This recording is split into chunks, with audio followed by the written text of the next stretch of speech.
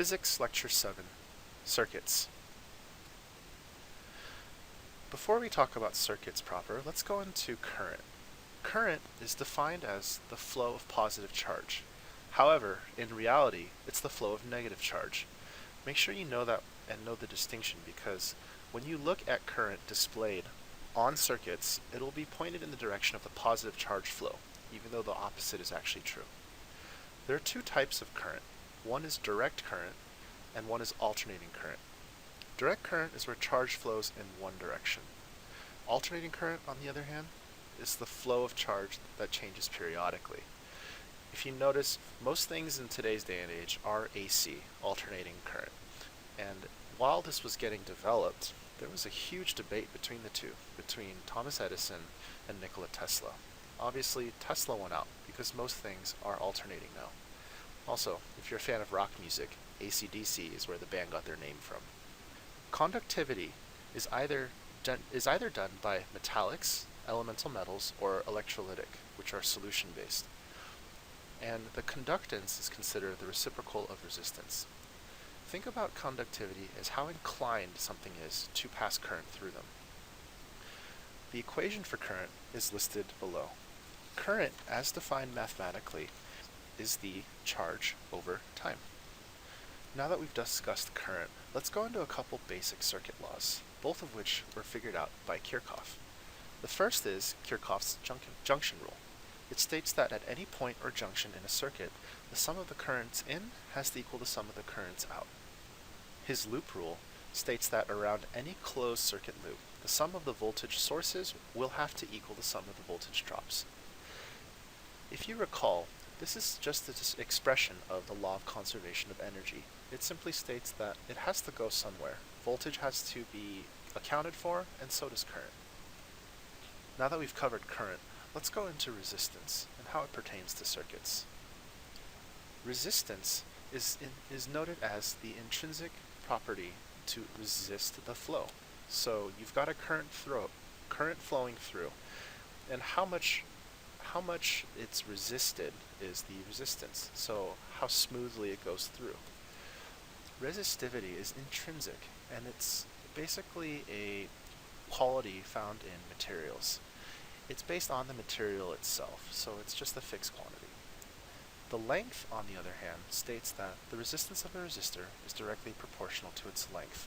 So, as it states, if it's longer, then it's going to have more resistance. If you think about a hose, a shorter hose will have an easier time passing water through, whereas as the hose gets longer, the water has to travel further, so there's more resistance coming out. Cross-sectional area, as it pertains to resistance, states that the resistance of a resistor is inversely proportional to the cross-sectional area. I put an example below, basically stating, if you look at a river, if the river is wider, the water will flow through it a lot smoother. However, if it's more narrow, water is going to have a harder time getting through.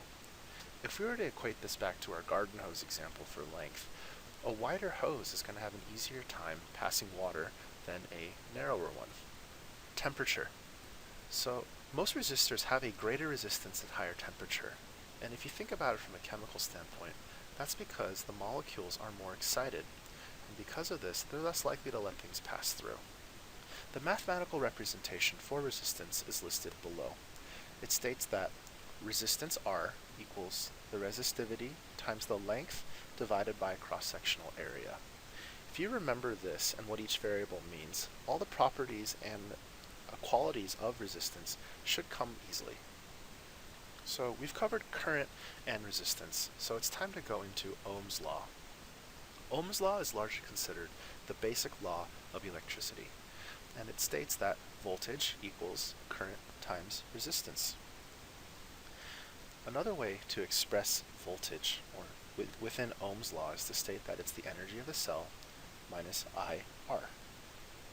I standing for the current through the cell, and R stating its internal resistance. The second equation refers to the actual voltage supplied by a cell to a circuit. Power, similarly to how we discussed it in work, is simply work over time. In terms of circuits, it can be equated to the change in E over time. E being the energy.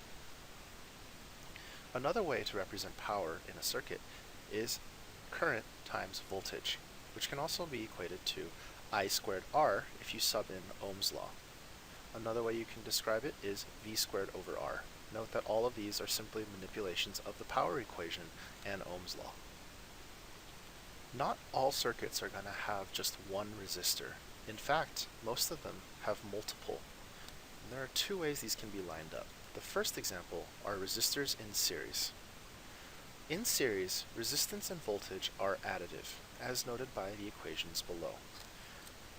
If you were to see a system where resistors were in series, it would look something like this. And so on and so forth. Current would be passing through here, and there would be multiple resistors. To calculate the resistance total, you would condense all of these down into one value, or resistance total. Voltage applies in much the same way. The voltage drops would be additive across. The next way that resistors can be put in a circuit are in parallel. When resistors are in parallel, the resistance is the sum of the reciprocals, which is listed below. Voltage, however, is equivalent, stating that the voltage drop for each resistor is going to be the same, which is the first equation listed. A way in which resistors would be placed in parallel would be something like this. So I could have multiple resistors in parallel running through. So I could have a resistance 1, a resistance 2, and a resistance 3. And like before, like we did in resistance in series, you would just combine these until you ended up with 1, R total. Make sure you understand the distinction when you're doing circuit calculations come test day. So we've covered resistors. Now let's go into capacitors and what capacitance means. Capacitors are capable of holding charges at particular voltages and discharging at given times. The properties for which mathematically are listed below. The capacitance is given by the equation C equals Q over V, or charge over voltage. Capacitors also generate a uniform electric field, which is listed below by the equation C equals E naught times A over D. E naught standing for the permittivity of free space, A being the area of overlap between the two plates, and D being the separation of the two plates. The potential energy of a capacitor is listed below as well. This is the energy that is stored in a capacitor. So it is potential energy equals 1/2 capacitance times voltage squared. This looks an awful lot like the equation for kinetic energy, so make sure you have these under control and know the distinction between the two. You wouldn't want to get these mixed up. Dielectric materials are it's basically a fancy way of saying insulation. Mathematically, it's rarely tested though, so we'll briefly mention it here, but we won't go into too much detail. Like resistors, capacitors can also be placed multiple times in a series or in parallel. Note that the relationship between them is slightly different though. When you're adding capacitors in series, take a look at the equation. You'll notice that it looks very much like the equation for resistors in parallel. You have to know the distinction and you have to keep them separate. Capacitors are not the same as resistors. Capacitors in series, much like for resistors, states like so.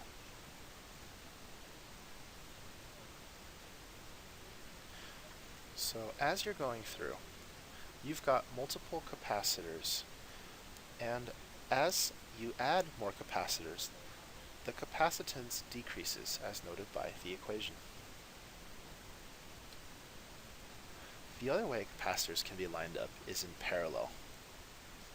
So just like with resistors, capacitors in parallel look something like this.